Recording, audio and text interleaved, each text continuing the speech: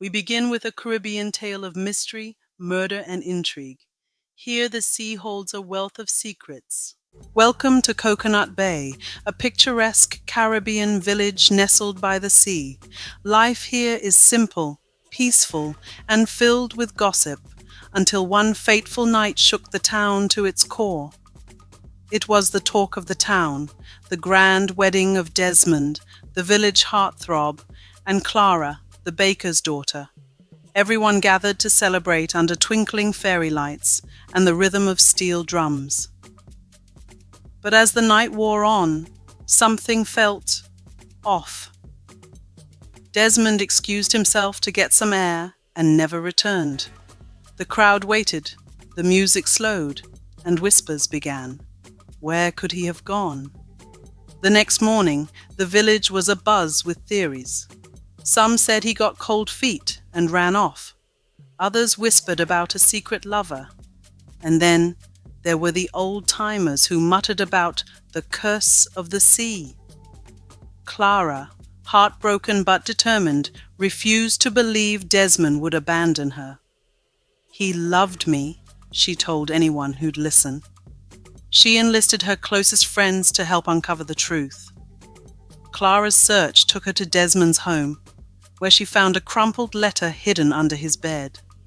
It read, "Meet me by the sea, alone. Your future depends on it." That night, Clara went to the shore. The waves crashed violently, and the air felt thick with tension. Suddenly, a figure emerged. He was a man she recognized. Simon, a local fisherman, claimed he saw Desmond near the old dock, arguing with a shadowy figure just before he vanished. Simon held Desmond's jacket, but something about his story felt off. The villagers came together to search the sea, hoping to find Desmond. Days passed with no sign of him, but Clara never gave up hope. Just when hope seemed lost, Desmond washed ashore, weak but alive. He told of how he fought to survive, clinging to a piece of driftwood until the sea finally let him go. The village rejoiced as Desmond and Clara were reunited. Desmond's return brought joy, but his story left everyone with more questions than answers. He claimed he had been fighting for his life against the sea and a dangerous man, a man who wasn't working alone. Desmond revealed that the night of his disappearance, he had been targeted by a man named Marlin, a local smuggler with ties to an underground drug operation. Marlin had threatened to harm Clara unless Desmond delivered a mysterious package while on their honeymoon trip. Desmond refused. When Desmond refused to comply, a fight broke out. In the struggle, Desmond was knocked unconscious and fell into the water. Marlin panicked, leaving him to the mercy of the sea. Simon, who had watched from the shadows, didn't intervene. Simon was Marlin's accomplice. The village erupted with anger at Marlin's betrayal. Clara, determined to bring him to justice, worked with the village leaders to uncover his hideout. Rumors led them to an abandoned plantation house deep in the jungle. Inside, they found horrors beyond their imagination. Hidden in a locked room were 5 women who had been held captive by Marlin's gang. Some of the women spoke of the complicity of some of the local officers.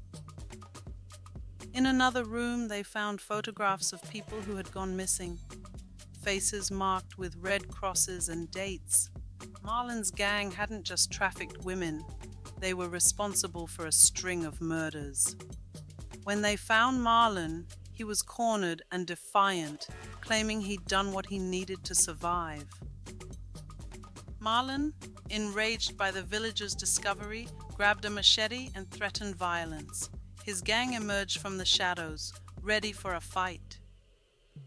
During the standoff, Simon had tried to reason with Marlin, claiming he never signed up for murder or trafficking. Villagers last saw him slipping into the shadows. When they discovered that he was missing, people began to speculate. Some believed he was escaping justice, but others whispered that he'd been silenced for knowing too much. Marlin's reign of terror ended that night as the villagers handed him over to the authorities. Piles of evidence linked them to crimes across multiple islands. Before disappearing, Simon had left Clara with a cryptic warning. "They're watching. Be careful." His words haunted Clara, a reminder that their fight was far from over. But Simon was nowhere to be found. Days later, villagers found a bloodied white t-shirt near the beach. Documents found in the house revealed Simon's name circled on a list of targets. A note beside it read, "Eliminate the loose end." Had he been silenced for knowing too much, or was he part of something larger? Though Coconut Bay found peace after Marlin's gang was arrested, Simon's fate remained a mystery. And with clues hinting at a larger network of crime, the villagers knew their story was far from over. And so, the mystery of the vanishing groom came to an end? Or did it? In Coconut Bay, secrets have a way of washing ashore. Who knows what the next tide might bring? Tale Weavers would like to say thank you for watching. If you've enjoyed this story, please drop a comment, like, and subscribe. Also, don't forget to hit the notification bell to be alerted when we post a new video.